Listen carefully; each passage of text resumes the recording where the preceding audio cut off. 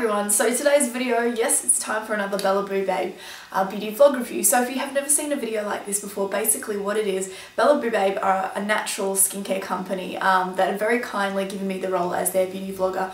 A gig for the company, basically just to review products and give my 2 cents on them, give my honest opinion and let you guys know, of course. So if you'd like to see some reviews, please stay tuned.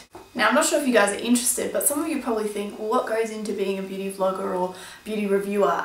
So basically I get sent maybe once every 2 to 3 months, very nicely. I feel very lucky to be given this position. So be sent a bag of goodies, and it has all the information in it. So I have all the cards about all the products, all the pricing, official statements from companies, so they can give you as much information as possible. Obviously, if you were a beauty vlogger or even a beauty editor for a magazine, you need as much information as you can to test out the product, find if it works for you, and then if you like it, feature it in a video.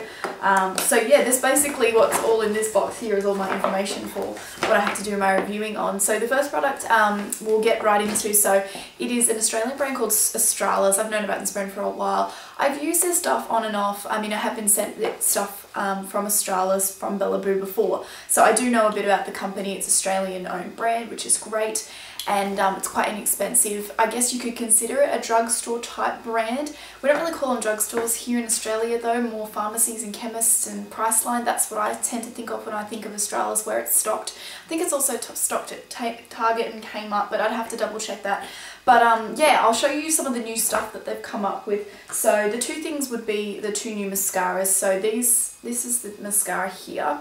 So it's the Tender Loving Care TLC conditioning mascara, and that is the packaging there, which is kind of cute. I like hot pink stuff. I think it's very futuristic and modern, this packaging here. And then this one is, let me check, because there's one that's the regular and then there's one that's a curling one. So let me have a look.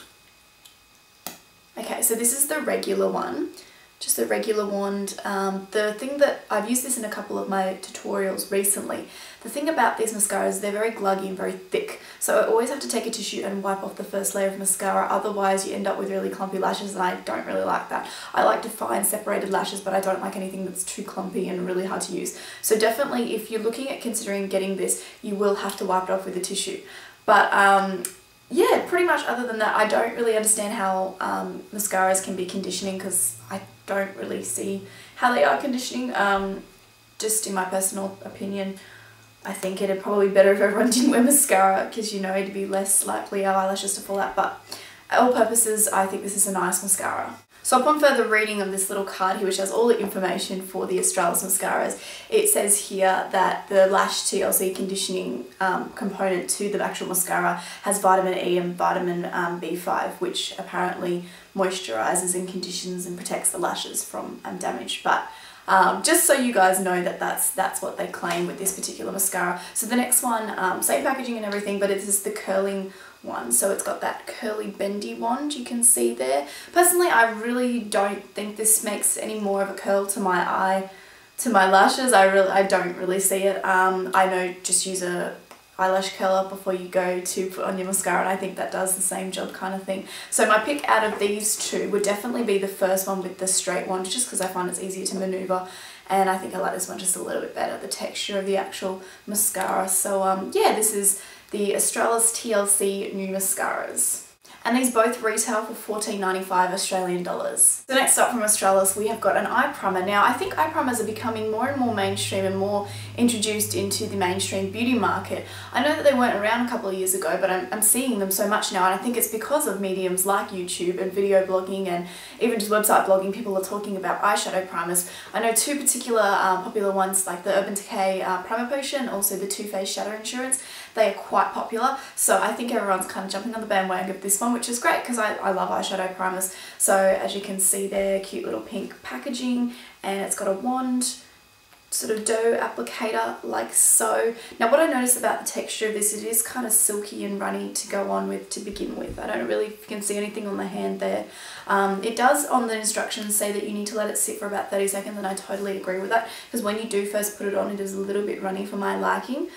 So it does set within 30 seconds. It doesn't make your eyelids go tight or anything like that. It just feels a little bit easier to apply shadow and to blend. As far as actual priming goes, I mean, I think I'm very lucky been using majority Inglot shadows, and I think they have fantastic staying power without a primer, but sometimes it is nice to just give the eyeshadows a bit of a base to hold onto and stick onto for a little bit longer and to prevent creasing. So for $12.95, I think this is great if you're just starting into makeup and you just want a basic eye primer.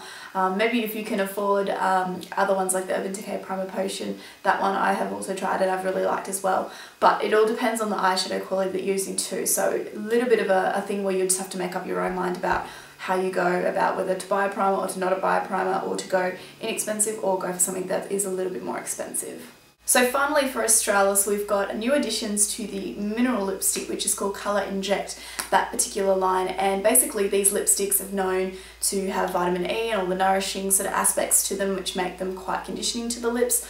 I noticed from my assumption from it, they're a lot sheerer than most lipsticks. They're definitely not a matte. They don't have an overly shimmery appearance to them, but they have more of a sheer consistency, which I kind of like, and I kind of see where they're coming from as far as going about doing that, because a lot of the times where I work at Inglot at work, we get girls who, you know, they're a little bit younger and they like the look of lipstick, but they don't necessarily want to go on a full-on lipstick. They want something that's kind of a hybrid in between a lipstick and a gloss. So I think this is a good idea, having something that's a little bit in between the sort of the two textures of a lipstick and a gloss. So my favourite one definitely is the one I'm wearing right now. It's called Twist. So it's kind of like an iced mocha sort of colour. It's not overtly pink, but it's not really tan or nude or anything like that. It's just a really nice, neutral, nice lip colour. One thing I notice about these lipsticks too is that they've got that old school lipstick smell, which I haven't smelled in a while. It's strange. I don't know what particular ingredient in it makes it smell like that, but that's a very familiar scent from my childhood, funnily enough.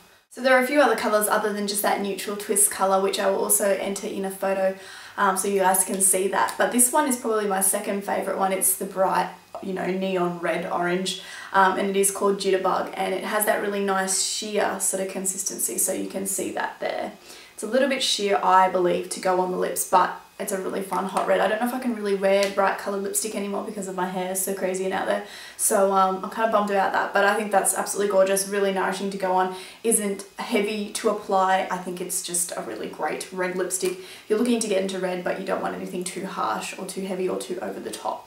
So at $12.95 a pop, I don't think that these are bad at all. I actually think they're quite great value for money, and definitely recommend checking them out. Go to your drugstore and try them on and just see what you think. So next up for review, we've got a brand of nail polishes with only recently sort of come onto the market, or that I've been aware of, and they are Orly. So what you'll notice about these containers here is that unique cap that has that sort of ridging on it, which makes it a lot easier to open, which I can definitely appreciate.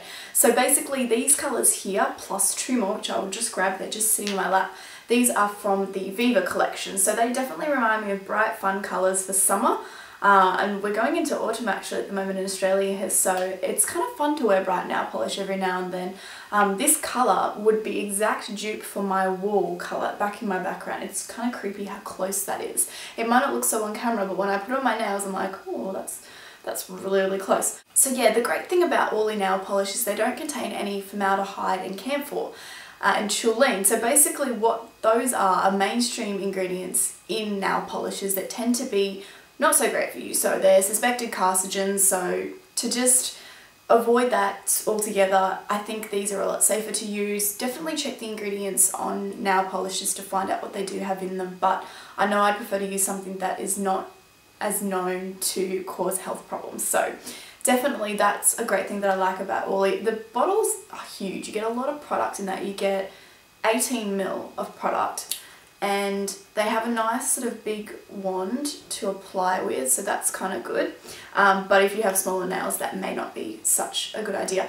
But honestly, 2 coats and you're done. And another thing that was sent within this little collection was this little top to bottom. So basically you can put it on a top coat and also as a bottom coat before and after you put your nail polish on. So I think that's kind of cute that comes with that there. So I really do like these Orly nail polishes. I believe they retail at about $19.95 each. So I will put their link for their website below, so if you want to check out the colours that they have there, I definitely would recommend them. I think they're great. I think they are on par, even better than OPI nail polishes, a very well-known nail polish brand, but I just like the fact that these are kind of funky and new and upcoming, and I think they have a great colour range. So that's it guys for the beauty vlog review. Please stay tuned for my next one, and until the next video or until the next Bella Boo beauty vlog review, I will see you guys soon. Bye.